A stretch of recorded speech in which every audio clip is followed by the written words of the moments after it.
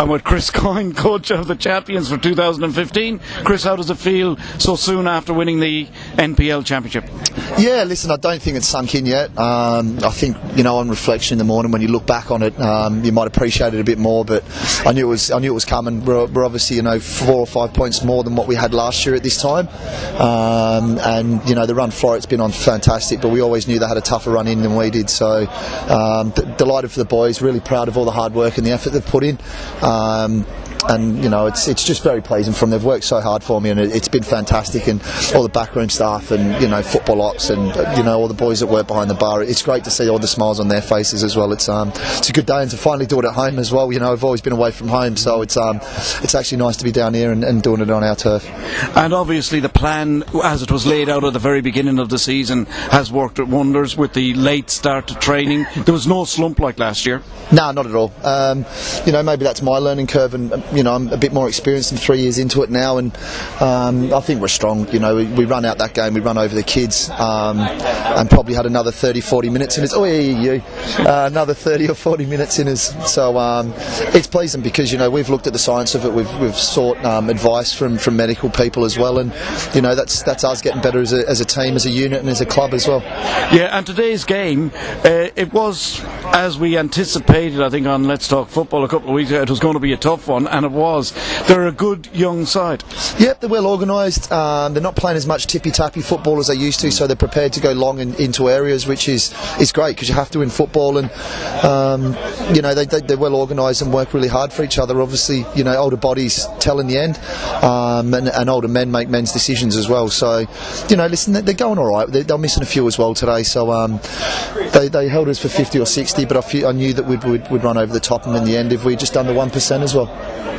And again, it sort of was the second half performance that saw you through, which again does well for your fitness. Yeah, it does. It shows our fitness, but it's also the fact that when teams are fit and we're moving the ball around, I keep saying to my boys, they'll get tired last 30, because if you've got 60%, 70% possession, we don't do it because it looks good, we do it because it works. And sure enough, the more we move to get the ball in wider areas, and what happens when we do that is that teams can't control us down the middle, and your Gustavos and that. Congratulations. Thanks, Gibbo. Cheers, bud. So your Gustavos and your Hegneys in those central areas have got more room to work, and it's been massive getting Borbor and Danny in as wider players as well as Brian Farrell, because it gives us that width as well as the players that can play through the gut. So we've got another one on the production line, and young Jamie Murphy coming in as well, who's a really good kid. So we're happy. We're developing players. We've got some really good kids coming through. Young Patience is looking good quality. Aaron Delaney's very, very good, and young Corey as well. So we're happy. These young boys are coming through, and hopefully in this environment we can nurture them through with the experienced players, and in the next couple of years we'll have kids that have been at the club for 5 and 6 years that cherish wearing the Baysie badge. Yeah, and again the likes of Toddy and that stood up when it was really mattered, and Gustavo when it mattered most again.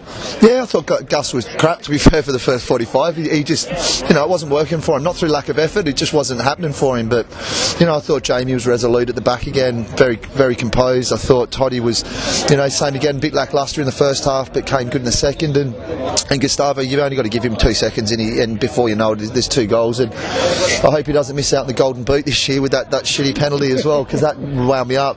I want my centre forwards to be ruthless and put kids to the sword, but just shows you the confidence and the swagger he's got now. Gustavo, he knows he's on fire, and I hope Jacob Burns and a few of the Glory boys walk away today and say, oh shit, maybe that's what they've been going on for, about this kid for the last not just 3 or 4 years, 5 and 6. So I hope they have a look at it.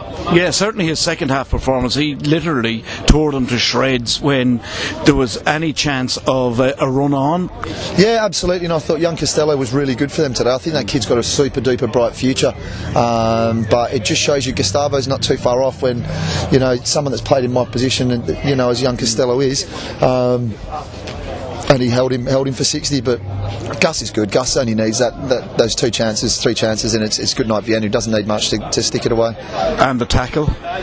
Yeah, I'll be honest with you, I didn't see all of it, but judging from the boys' reaction, I mean, Todd Howarth, a really placid player.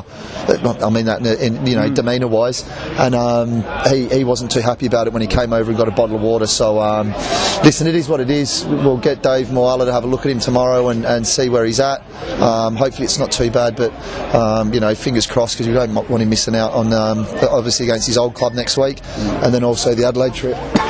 That's right. Now, of course, no matter how much you try to keep a lid on it, things are going to turn towards the Adelaide trip and the NPL finals. Yeah, but it's great for me, because do you want to get on that plane, or do you want to sit in your ass here? Yeah. So it's a no-brainer for me. We'll get the squads in, and we'll make sure we've got good numbers, and no one's guaranteed anything. So I don't care whether it's Devon Spence or David Hegney. Yeah. You keep working for me. I want to go all the way this year. I want to try and remain unbeaten, and if we can, we can. If we can't, we can't. But I'm not going to accept them just tossing it off for the next 3 weeks, knowing that we've got Adelaide and all that. Won't happen. Yeah. Okay. Well, listen, Chris. Congratulations. It's been a tremendous performance, and now it's to go through the rest of the season unbeaten. Yeah, no, I imagine if I was here in the Inglewood game as well, we might also have a 100% record when I leave it to Tweedledee and Tweedledum. But listen, it's been immense. I mean, if you'd asked me at the start of the year whether we'd go on this run, I would have said no. But while it's there, and while it's there to be broken, we're just going to keep trying to protect it and keep doing things properly. And there were very few games that you were actually lucky in, because you were basically, there may be one or two that you were lucky to actually finish up winning as opposed to just drawing, but really it was a dominant performance throughout the whole season. Yeah, 1 or 2 games where we, our fitness got us across the line, where we run over teams and managed to get one in the last 3 or 4 minutes. But even against the local derbies against Perth, we were comfortable. All the big games that we've had to really roll our sleeves up and get it on, we've been comfortable. Well, I say comfortable. Yeah. We've comfortable in terms of the result. So just proud of the boys. We've worked so hard to achieve this, and just the way they go about it now. They're playing what I want them to play. Defensively, they're solid.